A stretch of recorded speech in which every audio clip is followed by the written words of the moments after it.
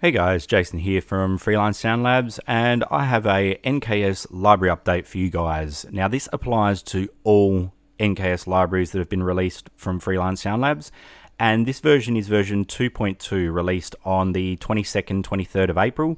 And it includes a number of very useful updates that apply to, like I said, all libraries. Definitely well worth downloading and updating all of these. So let's get into it and show you guys what this update's all about.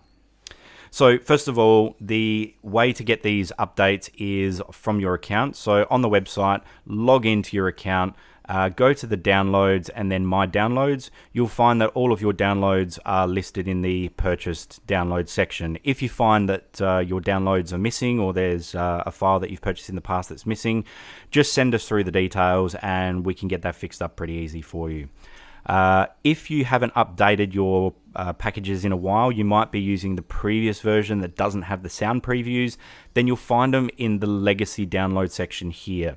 There was a small fee, just a $3 fee, to upgrade these to the version 2 because of the work involved in upgrading all libraries, assigning the sound previews, things like that. Just go into this download section, follow the instructions if you want to upgrade to the absolute latest version. So in support of all the users that have been supporting me, what I'm doing is upgrading things as I see they need to be upgraded. So this update is a huge update to all NKS libraries, and it's completely free for all registered users. So once you've downloaded the file, what you want to do is just copy the preset files. So this is a download of Omnisphere here. There are installation instructions. I know some people don't like to read, so inside the installation instructions is also an installation video like this, which runs through the installation process, some problems that you might run into. If you still get into trouble, please let me know that you have at least watched the video. Then I will be more inclined to actually guide you through whatever issues that you're having. No problem at all. So inside the preset files folder here, this is the Omnisphere factory update. This just needs copying to your user folder on your computer. So on your computer, you would go to Native Instruments, then the user content folder, and then locate the preset folder that you want to update. It is recommended to delete the folder, but before deleting it, just check inside, because I've just got the factory folder here. Inside Omnisphere, you might have third-party libraries, Bob Moog, Tribute Library. What you want to do is make sure that you've got all the updates for these before you delete them. It's always good to make sure that you've got things before deleting things. Then just delete the folder and just copy this in its place. That's it. It's updated. All you then need to do is go into Complete Control, go into your preferences, so it's Edit, Preferences, go down to the Library tab, User, and then do a rescan on your library, and hey presto, you've now updated your library. It's as simple as that. Now once you've applied the updates here, you should hopefully be introduced to some new tagging. So new tagging, we've been really focused on tagging, making sure that the tags are clean, neat, and all sound files are well tagged. So first of all, every sound file now has at least the primary and secondary tags applied. This has been a manual process for the most part.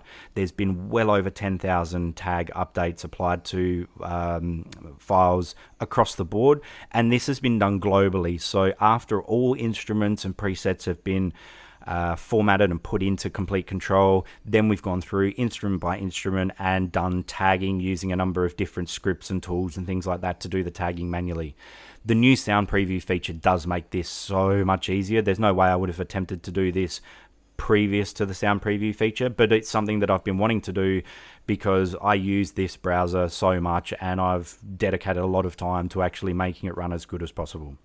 Now the other thing that's been done is a lot of the tagging has been cleaned up. So between tagging types, I've made sure that, you know, tag names match, things like that. We've now got a complete database of tags that we're conforming to. So anyone else out there developing NKS libraries like this, please get in contact with me if you would like to make sure they at least conform to, you know, a nice tidy set of tags. I try and conform to the official NKS tags where possible, but look, I've filled it out with additional tags like the synth bass category. It is just nice to be able to go into synth bass sounds and have a number of different sound types that you can select from, rather than just going to bass and then having one category, synth bass, which has 30,000 files in it. So the tagging alone is probably the biggest reason to update all of your libraries. But we've also started focusing on mode tagging as well. This is neglected by most people because it's just too hard to figure out and go and tag every individual sound. What I've done is develop some scripts that have actually analyzed the controls within the interface, so such as the attack and release controls, and then it can apply things like long release or slow attack, things like that. So that's been done to all of the Omnisphere presets, so they've all got mode tagging applied to it. So again, really good reason to update. What I'm going to be doing is looking at how this can be applied to other instruments and updating those with some mode tagging when I find some free time to do so. So again, tagging has been a really big focus in this update. One of the other things that affects all the presets as well is version numbering. So one of the issues people have had in the past is knowing what version of the NKS library they're running. You can now go into the properties of any file here and it will actually tell you what the version number is and the date it was released at. And of course, just visit Freelance Soundlabs to get an update if you notice one. So a number of other improvements have been made. There were some issues with some sound previews for some instruments. You know, there might have been clicks at the end, or the volume of the previews wasn't the same as volumes from other libraries. An attempt's been made to try and clear as much of that up as possible. So a lot of files have been re-rendered. Some of them were, might have had bass notes that were too low and things like that. So some work's been done to try and improve that. So you should notice that some of the instruments now also have some fixed preview sounds. But by all means, please let me know if you notice any glaring issues, whole categories where it just doesn't sound right, things like that, because we do take feedback and try and update things, based on the feedback from you users. So looking at some of the specific updates to just a couple of the instruments now, Omnisphere has had a big update. One of the biggest features that's been added into the Omnisphere templates now is effects on-off controls. So this has been a big user request, and it hasn't been possible because previous to the version 2.4 of Omnisphere, it was not actually possible to map these controls here. Well, it was possible to map them, but you couldn't. Turning them on and off did not affect the control. There was actually a bug in Omnisphere which was fixed in the latest 2.4 release version. This was a big request that I've made to Spectrasonics over the years, and they finally managed to get around to doing that. So you'll notice that we now have effects A and B page and effects common and effects auxiliary. So if we have a look at the effects common page here, if I go and we've got nothing loaded into slot 1, but we can switch these slots here on, off, no problem at all. Hovering over these effects controls, if you actually touch the control on the controller, it'll actually show you what the name of the effect is. So you can actually figure out what the effect name is directly from the hardware too.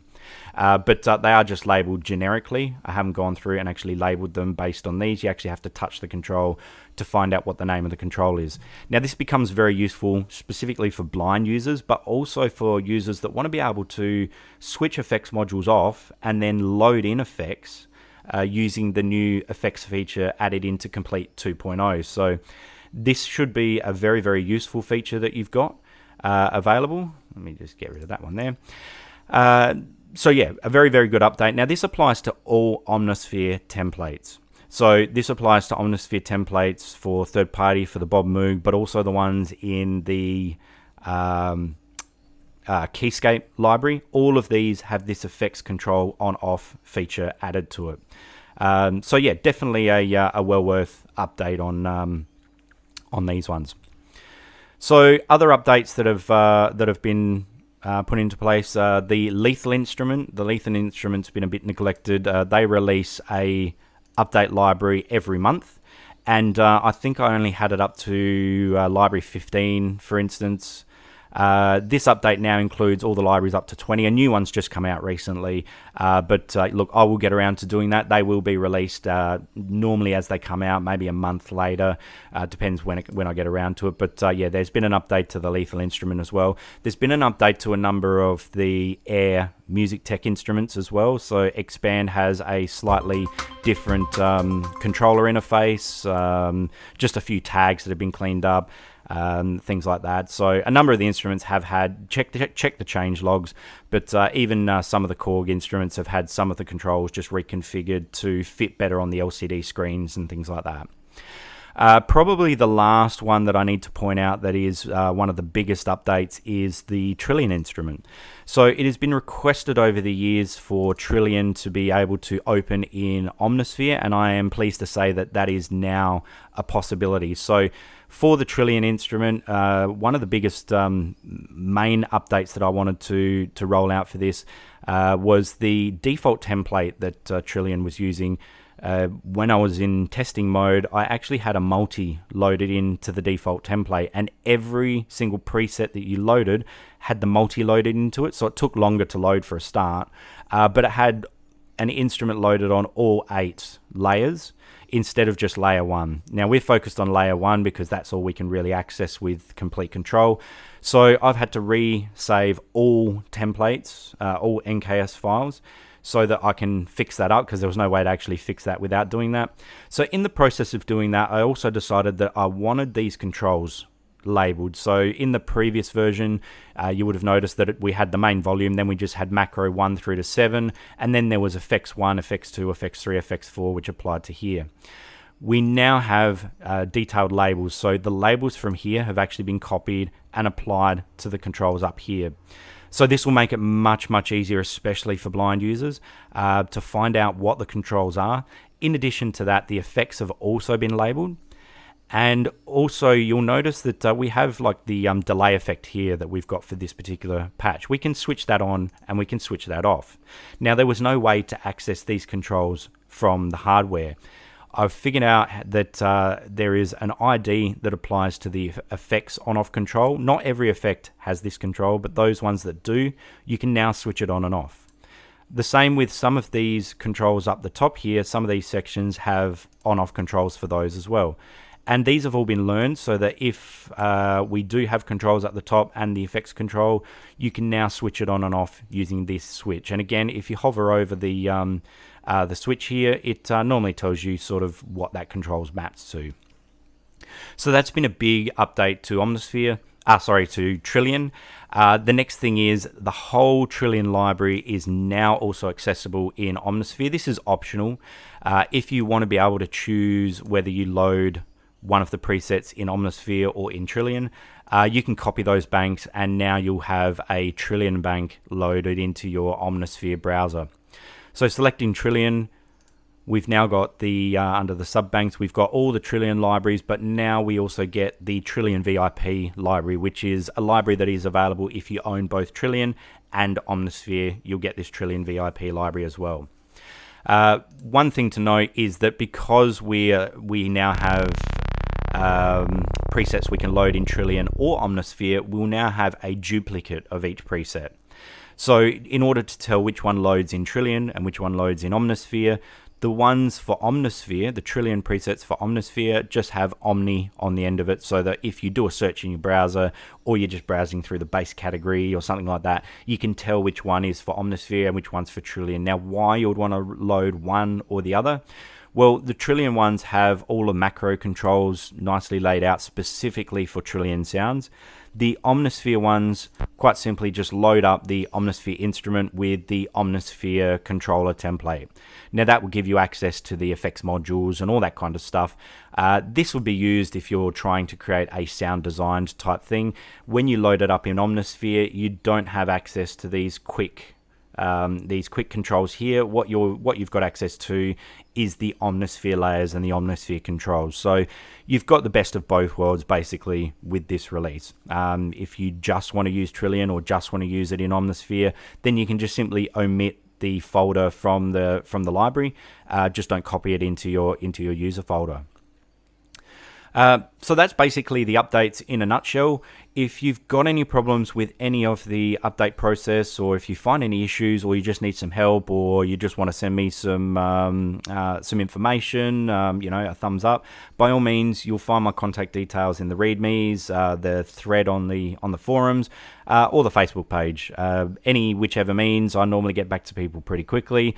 But look, I hope you really enjoy these updates. It's been a really fun time developing these, and look forward to more in the future. Thanks very much, guys. I will catch you around.